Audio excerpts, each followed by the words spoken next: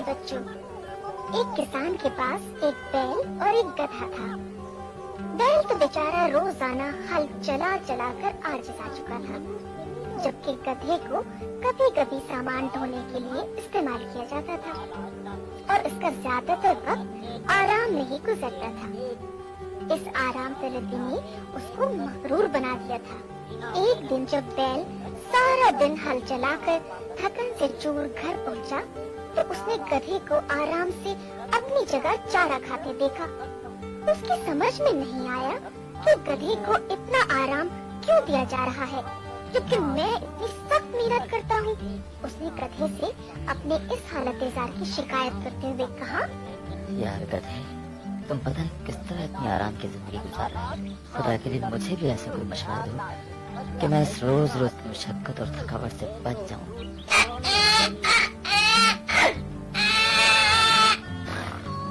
تو اس تھکاوٹ سے بچنا چاہتا ہے تو ایسا کر کہ جان بوجھ کر بیمار پڑ جا۔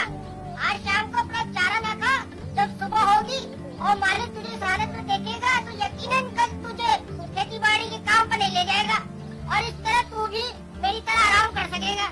کیوں کیسی رہی ترکیب؟ اچھا تو تم کہتے ہو تو یہ کر کے بھی دیکھ لیتا۔ بچوں، اتفاق کی بات ہے کہ بیل اور گدھے کا مالک جانوروں کی بولیاں خوب سمجھتا تھا۔ اس نے جو بیل اور گدھے کو قریب قریب کھڑے دیکھا تو غور سے ان کی باتیں سننے لگا اور اسے گدھے اور بیل کا منصوبہ معلوم ہو گیا۔ بیل نے اسی شام کو گدھے کے مشورے پر عمل کرنا شروع کر دیا اور چارہ نہ کھایا۔ جب صبح کو مالک بیل کی طرف آیا تو اس نے دیکھا کہ بیل نے واقعی چارہ نہیں کھایا اور بیمار بنا بیٹھا ہے۔ مالک دل ہی دل میں خوب ہنسا اور اس نے گدھے کو ایک چھوٹی سی سزا دینے کا منصوبہ بنایا۔ اس نے اس روز بیل کو تو وہیں چھوڑا اور آرام کرنے دیا، البتہ اس کی جگہ کھیتوں میں گدھے کو لے گیا اور اس روز اسی سے ہل چلوایا۔ تمہیں تو پتہ ہی ہے کہ گدھا تو آرام طلب ہو چکا تھا۔ اس روز جو اسے اس قدر کام کرنا پڑا تو وہ شام تک ادموا ہو گیا۔ اب وہ اپنے مشورے پر بہت پچھتایا۔ جب خدا خدا کر کے شام ہو گئی اور گدھا گھر واپس آیا تو بیل نے اس کی بری حالت دیکھ کر کہا، کہو بھائی کیا حال ہے، اچھے تو ہو؟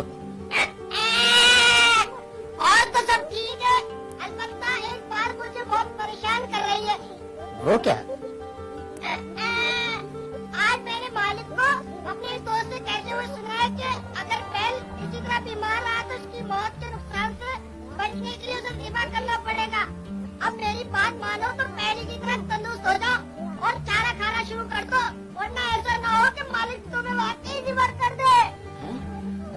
نہیں، میں کل ہی کھیت پر جانا شروع کر دوں، میں بالکل تندرست ہوں۔ تو بچوں، بیل اسی وقت کھڑا ہو گیا اور چارہ کھانا شروع کر دیا۔ مالک نے جب یہ ماجرا دیکھا تو گدھے کی چالاکی پر ہنسنے لگا۔ اگلے دن سے بیل نے دوبارہ پہلے کی طرح کام کرنا شروع کر دیا۔